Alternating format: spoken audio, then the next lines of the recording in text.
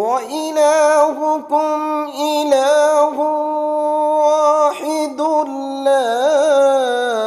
إِلَٰهَ إِلَّا هُوَ الرَّحْمَٰنُ الرَّحِيمُ۔ بسم اللہ الرحمن الرحیم، الحمدللہ رب العالمین، والصلاة والسلام علی سید المرسلین وعلی آلہ وصحبہ اجمعین۔ اس پروگرام میں ہم بات کریں گے عبادت کے لحاظ سے کہ عبادت کیا ہے، اور جیسے کہ ہم سب جانتے ہیں کہ ہمارے دین میں عبادت کا ایک وسیع تصور ہے، اور بہت سی عبادات ہیں جو کہ ہم کرتے ہیں، اور ہمیں اللہ کا حکم ہے عبادت کرنے کا، تو ہم پھر اسی عبادت کے مطابق جو اللہ کے حکم کے مطابق ہے اسی کو ادا کرتے ہیں، جیسے کہ نماز ہے، روزہ ہے، زکوٰۃ ہے، حج ہے، دعا ہے، اور بے شمار عبادتیں ہیں جو کہ ہم کرتے ہیں کہ صرف منحصر نہیں ہیں چند عبادات پہ، بلکہ بہت سی عبادات ہیں جو کہ ہمارے دین نے ہمیں بتائی ہیں کہ اور ہمیں کرنی ہیں۔ اور پھر اسی عبادت کو ہی تو اللہ تعالیٰ نے اپنی تخلیق کا اصل مقصد بیان کیا ہے کہ وَمَا خَلَقْتُ الْجِنَّ وَالْإِنسَ إِلَّا لِيَعْبُدُونَ، کہ میں نے جنوں اور انسانوں کو پیدا نہیں کیا مگر عبادت کے لیے، تاکہ وہ میرے بندے بن جائے، میری بندگی اختیار کرے اور میرے حکم کے مطابق، میرے احکام کے مطابق ہی زندگی بسر کریں، تو یہ میرے بندے ہیں۔ تو یہی بندگی اللہ کو بہت پسند ہے کہ جب اللہ کا بندہ اس کے احکام کے مطابق عمل کرتا ہے تو اللہ تعالیٰ خوش ہوتے ہیں۔ تو یہی تو پھر وہ عبادت ہے، یہی تو وہ بندگی ہے۔ تو آئیے اسی کو ہی ہم دیکھتے ہیں کہ اس کے مفہوم کیا ہے۔ اصل عبادت کہتے ہیں کسی کے لیے جو انسان کے ذلت ہے، تواضع ہے، خاکساری ہے، وہ اصل مفہوم ہوتا ہے کہ جو لغت میں کہا جاتا ہے۔ اس جگہ کو معبد کہا جاتا ہے جو کہ پوری طرح اس کو بنا دیا گیا ہے، اس طرح اس کو لوگوں کے چلنے سے، لوگوں کے گزرنے سے، یا اس کے اوپر بلڈوزر پھیر کے اس کو بالکل ہی ایسا کہہ لیجیے حقیر بنا دیا گیا ہے کہ اس پہ ہر شخص چل سکتا ہے۔ تو یہی چیز ہے کہ وہ مراد اس کی عبادت سے لی جاتی ہے یا اس سے لی جاتی ہے۔ تو یہ تو اس کا ایک لغوی معنی ہے کہ ایسی چیز جو کہ بہت ہی بچھی ہوئی ہے، متواضع ہے، تذلل ہے، خضوع ہے، اس میں انکساری ہے۔ لیکن جو اس کا اصطلاحی مفہوم ہے اس کے لیے جیسے کہ کہا گیا اسم جامع لکل ما يحبه اللہ ويرضاہ من الاقوال والافعال الظاہرۃ والباطنہ، یعنی مطلب یہ ہوا کہ یہ ایک ایسا جامع نام ہے، ایک جامع ہے جس میں ایک جامعیت پائی جاتی ہے کہ ہر اس چیز کے لیے جو اللہ پسند کرتا ہے، اللہ تعالیٰ خوش ہوتے ہیں، اور جو اللہ کے رسول جس سے پسند کرتے ہیں، جس سے محبت کرتے ہیں اور راضی ہو جاتے ہیں، وہ کیا ہے؟ اقوال بھی ہو سکتے ہیں، افعال بھی ہو سکتے ہیں، ظاہری بھی ہو سکتے ہیں، باطنی بھی ہو سکتے ہیں۔ تو یہ تمام چیزیں جو ہیں اسی میں آ جاتی ہیں۔ تو جیسے کہ ہم دعائیں کرتے ہیں تو یہ اقوال ہیں، اور ظاہری طور پر بھی کرتے ہیں اللہ تعالیٰ سے، دل میں بھی دعائیں کرتے ہیں، تو یہ سب عبادت ہے، یہ بھی عبادت کا ہی ایک نمونہ ہے۔ اس کے علاوہ اور بھی بہت سی عبادات جو ہم کرتے ہیں تو سب اس میں شامل آ جاتی ہیں کہ اس سے اللہ تعالیٰ راضی ہوتا ہے، اللہ کے رسول صلی اللہ علیہ وسلم اس کو پسند فرماتے ہیں، اور آپ نے کر کے دکھائی ہیں، خود کر کے دکھائی ہیں وہ عبادات۔ تو اسی لیے پھر ہم انہی عبادات کو ہی اصل عبادت سمجھتے ہیں اور مانتے ہیں۔ اور اس کے ساتھ ساتھ یہ بھی کہا گیا کہ اصل مراد یہی ہے، اس کو ایک تو مفہوم یہ ہو گیا، ایک یہ مفہوم بھی آ سکتا ہے کہ وہ اللہ تعالیٰ کے احکام کو ماننا، جو بھی اللہ نے حکم دیا ہے اس کے مطابق عمل کرنا، اور جس چیز سے روکا ہے اس سے رک جانا، یہ بھی عبادت کے ہی مفہوم میں آتا ہے کہ جو بھی اللہ نے حکم دیا اپنی کتاب میں، اور جو نبی کریم صلی اللہ علیہ وسلم کی زبانی احکام دیے گئے ہیں اللہ کی طرف سے، ان سب کو ماننا ہے اور اس کے مطابق عمل کرنا ہے۔ اور جن چیزوں سے روکا گیا ہے کہ یہ مت کرو، اس سے رک جاؤ، تو اس سے ہم نے رک جانا ہے، اس سے دور ہو جانا ہے۔ تو یہیں سے پھر وہ چیزیں معلوم ہو جاتی ہیں۔ تو عبادت کی مختلف جو انواع و اقسام ہیں وہ بے شمار ہیں، جیسے میں نے عرض کیا، وہ کون کون سی وہ عبادتیں ہیں جو کہ ہمیں کہی گئی ہیں، بتائی گئی ہیں، اور اس کے ذریعے ہی سے پھر ہم آگے چل سکتے ہیں کہ ان عبادات کو دیکھیں اور اس کے مطابق ہی اللہ تعالیٰ کے احکام کی پیروی کریں ہیں۔ اب اس میں دیکھ لیجئے کہ وہ عبادت بھی ہیں جو کہ جیسے کہ دعا ہے، یہ بھی عبادت ہے، اور اسی لیے فرمایا گیا وَإِذَا سَأَلَكَ عِبَادِي عَنِّي فَإِنِّي قَرِيبٌ أُجِيبُ دَعْوَةَ الدَّاعِ إِذَا دَعَانِ، کہ ارشاد باری تعالیٰ ہے کہ جب میرے بندے میرے بارے میں پوچھیں تو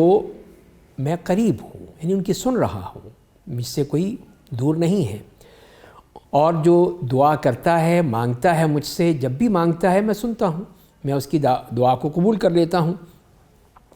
اور نبی کریم صلی اللہ علیہ وسلم نے جو فرمایا کہ الدعاء هو العبادہ، کہ دعا ہی اصل عبادت ہے،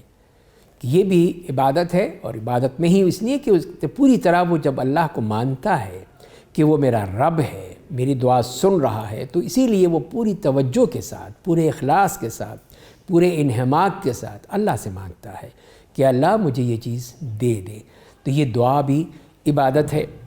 اسی طرح خوف جو ہمارے دلوں میں آتا ہے، اللہ کا خوف، تو جیسے کہ فرمایا گیا ارشاد باری تعالیٰ وَخَافُونِي إِن كُنتُم مُؤْمِنِينَ، اور مجھ سے ڈرو اگر تم ایمان رکھنے والے ہو، تمہارے دل میں ایمان ہے، تو میرا خوف ہونا چاہیے، لوگوں کا خوف نہیں ہونا چاہیے کہ لوگ کیا کہیں گے، لوگ دیکھیں گے تو یہ بات کریں گے، یہ کہیں گے، وہ کہیں گے، یا یہ ہو جائے گا، وہ ہو جائے گا، اس کا خوف نہیں ہونا چاہیے، بلکہ میرا خوف ہونا چاہیے کہ اللہ جو دیکھ رہا ہے وہ ہم سے جو پوچھے گا ہم کیا جواب دیں گے، وہاں پہ اللہ کے ہاں ہمارا جواب کیا ہوگا، یہ خوف دل میں ہے، تو یہ بھی عبادت ہے، یہ بھی عبادت ہے کہ ہم یہ خوف دل میں رکھتے ہیں۔ اسی طرح رجا یعنی امید بھی ایک وہ عبادت ہے، جیسے کہ ارشاد باری تعالیٰ ہے اولئک الذین یدعون یبتغون الی ربہم الوسیلہ ایہم اقرب ویرجون رحمتہ ویخافون عذابہ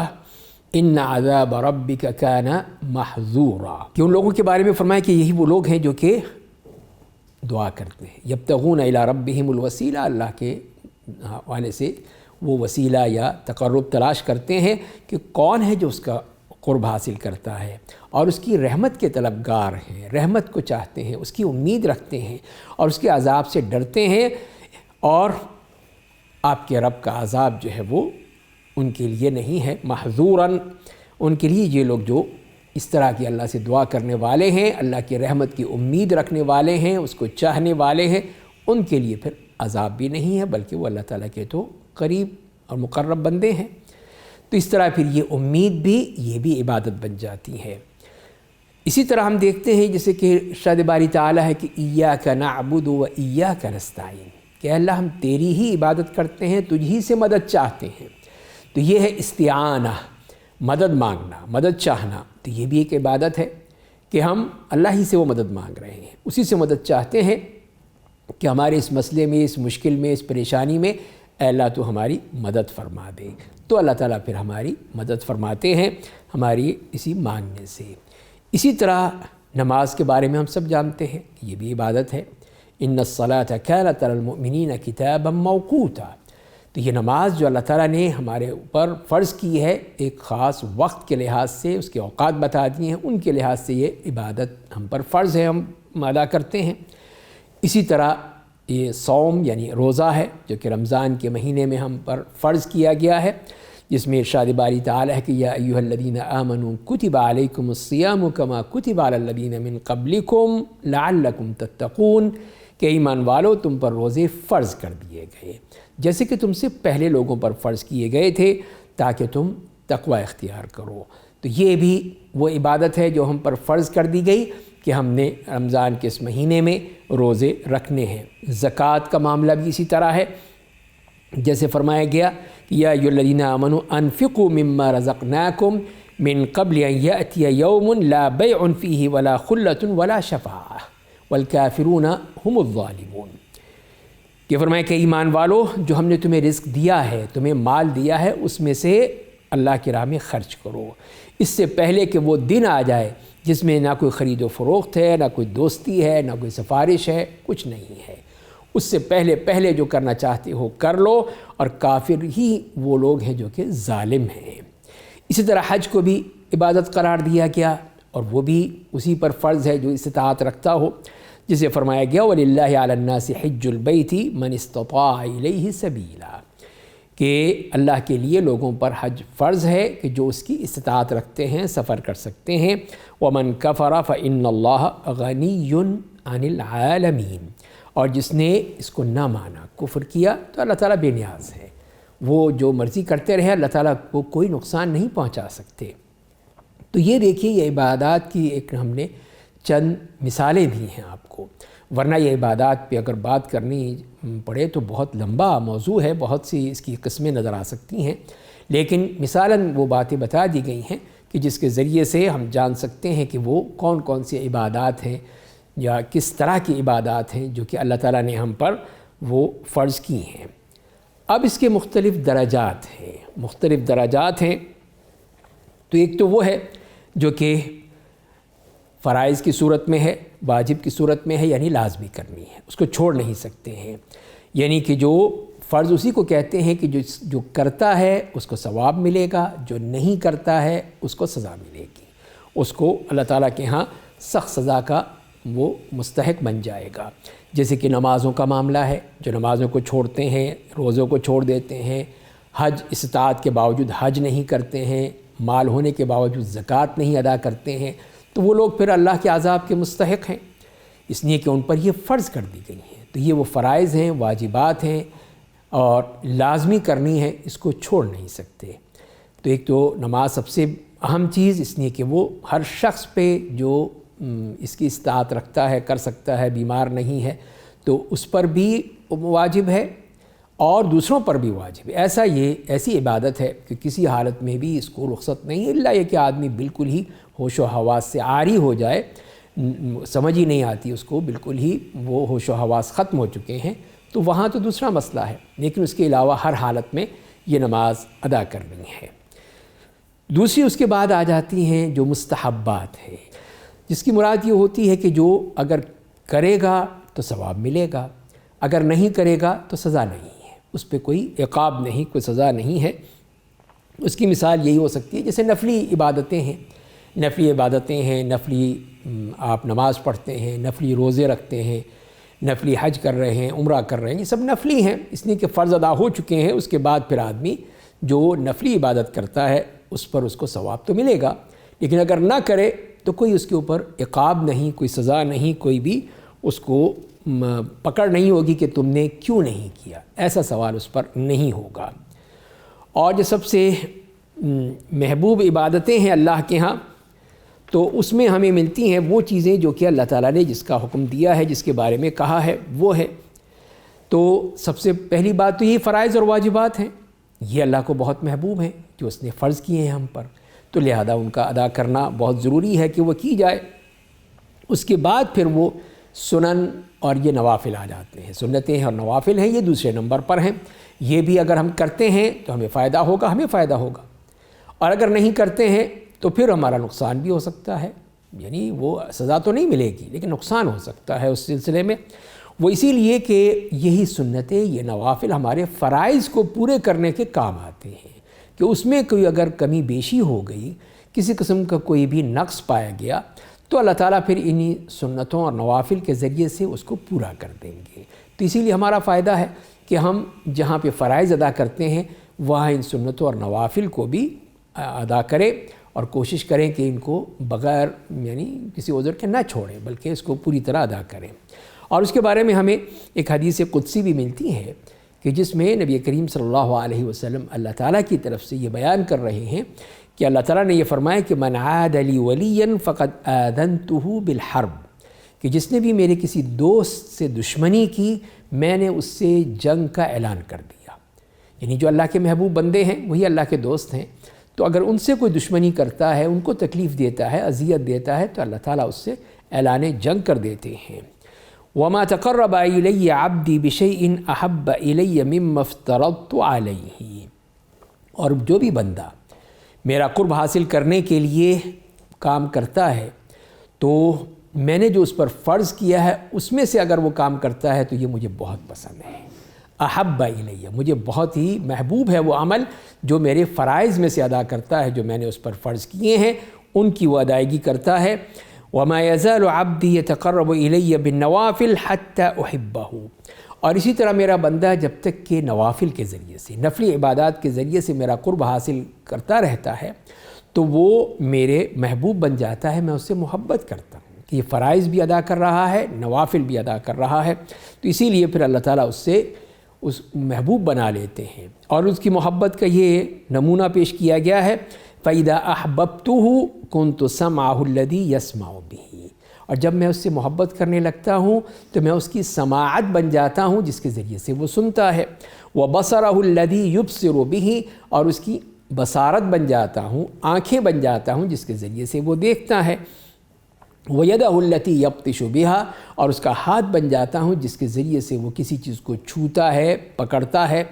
وَرِجْلَهُ الَّتِي يَمْشِي بِهَا، اور اس کا پاؤں بن جاتا ہوں جس کے ذریعے سے وہ چلتا ہے، وَإِن سَأَلَنِي لَأُعْطِيَنَّهُ، دیکھیے کتنی اللہ تعالیٰ کی طرف سے یہ رحمت نازل ہو رہی ہے کہ جو مجھ سے مانگے گا میں ضرور دوں گا اس کو، اتنی تاکید کے ساتھ فرمایا گیا، وَلَئِنِ اسْتَعَاذَنِي لَأُعِيذَنَّهُ، اگر اس نے مجھ سے پناہ مانگی تو میں اس کو پناہ ضرور دوں گا۔ اور فرمائیں کہ وَمَا تَرَدَّدْتُ عَنْ شَيْءٍ أَنَا فَاعِلُهُ تَرَدُّدِي عَنْ نَفْسِ الْمُؤْمِنِ يَكْرَهُ الْمَوْتَ وَأَنَا أَكْرَهُ مُسَاءَتَهُ، اور میں کسی چیز میں اتنا تردد محسوس نہیں کرتا مگر اس میں کہ جو میں مومن کی جان نکالنے کے لیے اس میں مجھے تردد ہوتا ہے کہ وہ موت پسند نہیں کرتا اور میں اس کو تکلیف نہیں دینا چاہتا۔ تو یہاں پہ بھی فرمایا کہ اللہ کی رحمت ہے، لیکن اللہ نے ایک چیز فیصلہ کر دیا ہے تو یہ ہو کر رہے گا کہ موت تو آئے گی، لیکن اللہ تعالیٰ اس بات کو نہیں پسند کرتے کہ مومن کو کوئی تکلیف ہو، جو اللہ کا محبوب بندہ ہے تو اللہ تعالیٰ اس محبت کی وجہ سے اس کو تکلیف بھی نہیں دینا چاہتے ہیں۔ اسی سے معلوم ہو گیا کہ اللہ تعالیٰ کی کتنی محبوب چیز ہے یہ عبادت، کہ فرائض جو ادا کر رہا ہے اس کے ساتھ سنن اور نوافل بھی ادا کر رہا ہے تو کتنا اللہ کا محبوب بن جاتا ہے۔ اور اس کے لیے فرمایا کہ جب میں اس کو محبت کرتا ہوں تو اس کی سماعت بھی بن جاتا ہوں، بصارت بھی بن جاتا ہوں، اس کے ہاتھ بھی، پاؤں بھی، مطلب یہ ہے کہ وہ صرف اللہ کے حکم کے مطابق ہی سنتا ہے، دیکھتا ہے، چلتا ہے، پھرتا ہے، اس کے علاوہ کچھ نہیں کرتا۔ تو یہ ہے وہ اس کی محبت کا نتیجہ کہ جب وہ عبادات کے ذریعے سے اللہ کا قرب حاصل کر لیتا ہے، اللہ کی محبت حاصل کر لیتا ہے، تو کس طرح اللہ تعالیٰ اس کے لیے ہر چیز مسخر کر دیتے ہیں اور کتنی آسانیاں اس کو مل جاتی ہیں۔ اب ہم دیکھتے ہیں کہ اس عبادت کی قبولیت کی کیا شرائط ہیں، کس طرح یہ عبادت قبول ہوتی ہے، کہ یہ عبادت کی قبولیت کس طرح سے ہے، اس کی کیا شرائط ہے کہ ہم اتنی محنت سے یہ کام کرتے ہیں۔ اب مثال کے طور پر آپ خود دیکھ لیجئے، لوگ عمرے پر جاتے ہیں، حج پر جاتے ہیں، لاکھوں روپے خرچ کرتے ہیں، اور اگر وہ قبول نہ ہو تو کتنا افسوس ہوگا۔ تو اسی لیے پھر ہمیں جاننا چاہیے کہ وہ کون سی شرائط ہیں جو کہ اللہ کے ہاں ان کو قبول کرنے میں کام آتی ہیں۔ تو اس میں پہلی جو شرط ہے وہی اخلاص ہے، پورے اخلاص کے ساتھ۔ تو پہلی شرط وہ اخلاص ہے، اگر اخلاص موجود ہے تو وہ عمل اللہ کے لیے خالص ہے تو انشاءاللہ ضرور قبول ہوگا۔ جیسے فرمائیں کہ وَمَا أُمِرُوا إِلَّا لِيَعْبُدُوا اللَّهَ مُخْلِصِينَ لَهُ الدِّينَ، کہ ان کو نہیں حکم دیا مگر یہ کہ اللہ کی عبادت کرے، دین کو بالکل اللہ کے لیے خالص کرتے ہوئے، اس میں کسی قسم کی ملاوٹ نہیں ہونی چاہیے، کوئی ریاکاری، دکھاوا کچھ نہیں ہونا چاہیے، صرف اللہ کے لیے۔ تو وہ عمل اگر خالص ہے، اللہ کے لیے ہے، اخلاص ہے، تو انشاءاللہ ضرور قبول ہوگا۔ اور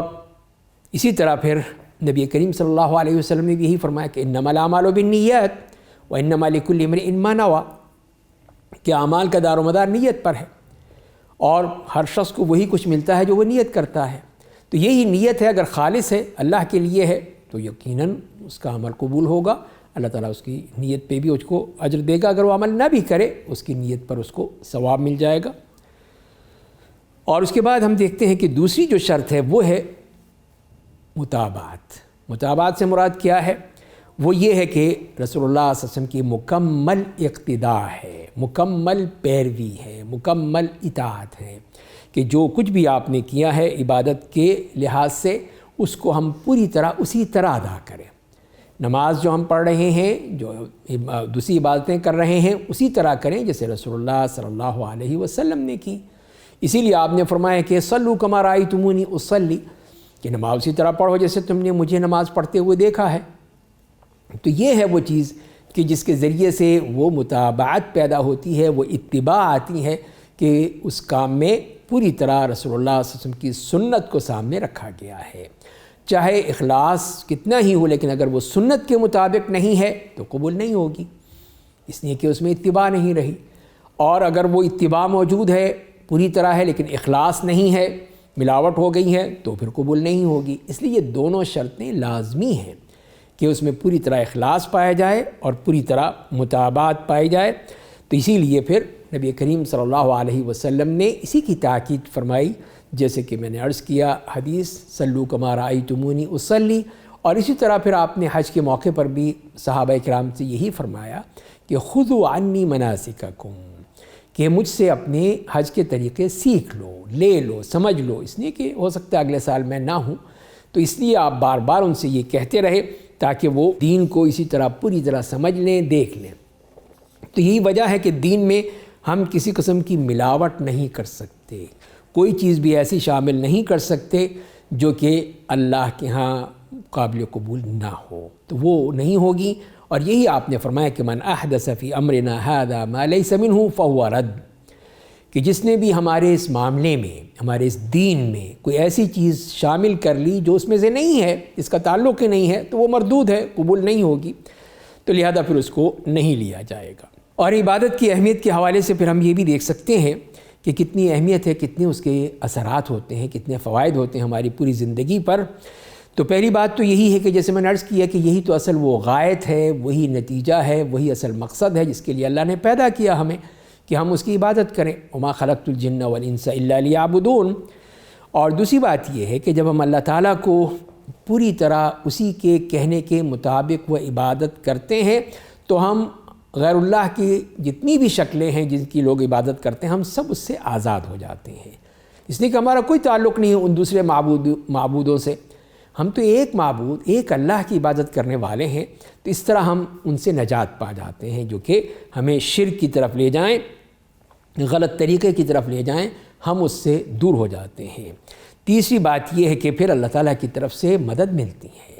اس کی طرف سے ہمیں ہر طرح کی نصرت ملتی ہے، ہر طرح کی مدد ملتی ہے ہماری اس عبادات کی وجہ سے. جیسے کہ قرآن میں یہی کہا گیا کہ الذین ان مکناہم فی الارض اقاموا الصلاۃ وآتوا الزکاۃ وامروا بالمعروف ونہوا عن المنکر وللہ عاقبۃ الامور، کہ وہ لوگ جن کو زمین میں اقتدار دیا گیا ہے وہ کیا کرتے ہیں؟ نماز ادا کرتے ہیں، زکوٰۃ ادا کرتے ہیں، نیکی کا حکم دیتے ہیں، برائی سے روکتے ہیں، اور چیزوں کے تمام نتائج تو اللہ ہی کی طرف جانے والے ہیں، اسی کی طرف جاتے ہیں. اور چوتھی بات یہ ہے کہ اس کو عبادت کو جو اللہ کی طرف کیا گیا ہے، اور پھر اللہ تعالیٰ نے ایسے بندوں کو جو اس کے بندے ہیں عباد الرحمن، اور اپنی طرف ان کو منسوب کیا ہے کہ یہ رحمان کے بندے ہیں جو اس قسم کی عبادت میں مصروف رہتے ہیں. وعباد الرحمن الذین یمشون علی الارض ہونا وَإِذَا خَاطَبَهُمُ الْجَاهِلُونَ قَالُوا سَلَامًا. تو ان کو عباد الرحمن کہا گیا، رحمان کے بندے. تو کتنی بڑی یہ ان کے لیے سعادت ہے، کتنا بڑا اعزاز ہے کہ وہ رحمان کے بندے ہیں اور اسی کے ہی احکام پر چلنے والے ہیں. ان کی صفات پوری اسی رکوع میں اللہ تعالیٰ نے بیان کر دی. اور یہ بھی ہے کہ پھر یہی عبادت جو ہے انسان کو جنت تک لے جاتی ہے، جنت تک پہنچا دیتی ہے، اور اسی میں پھر اللہ تعالیٰ کی رضامندی حاصل ہو جاتی ہے، اس کی رضوان حاصل ہو جاتی ہے. جیسے فرمایا کہ ان الذین آمنوا وعملوا الصالحات كانت لهم جنات الفردوس نزلا خالدین فیہا لا یبغون عنہا حولا. تو یہ ہے ان کا معاملہ کہ جو ایمان اور عمل صالح کرنے، نیکیاں کرنے والے، اور پھر اسی سے بھی کتنے ہی فوائد ہوتے ہیں، پورے معاشرے پہ اثر پڑتا ہے. جیسے نماز کو ہی دیکھ لیجئے، اگر ہمارے معاشرے میں صحیح طور پر یہ نماز ادا کی جائے، مرد باجماعت نماز ادا کرتے ہوں مسجدوں میں، خواتین اپنے گھروں میں، تو کتنا اطمینان، سکون اور اللہ کی رحمتیں اس سے حاصل ہوں گی. کتنا اللہ تعالیٰ خوش ہوگا کہ میرے بندے، میری بندیاں کس طرح میری عبادت میں مصروف ہیں، اور وہ پھر ان کے لیے ہر قسم کی وہ چیزیں جو وہ چاہتے ہیں وہ عطا کرے گا، دے گا ان کو، اس لیے کہ انہوں نے اپنے رب کی ہر طرح سے اطاعت کی ہے، ان کو مانا ہے، سمجھا ہے، قبول کیا ہے، اور اللہ تعالیٰ کے وہ نیک بندے ہیں. اسی لیے ان کو عباد الرحمن کا لقب بھی مل گیا. تو یہ اگر ہو جائے تو اس سے بڑھ کر کیا سعادت ہو سکتی ہے انسان کی. اللہ تعالیٰ ہم سب کو اس کی توفیق عطا فرمائے. وآخر دعوانا ان الحمد للہ رب العالمین.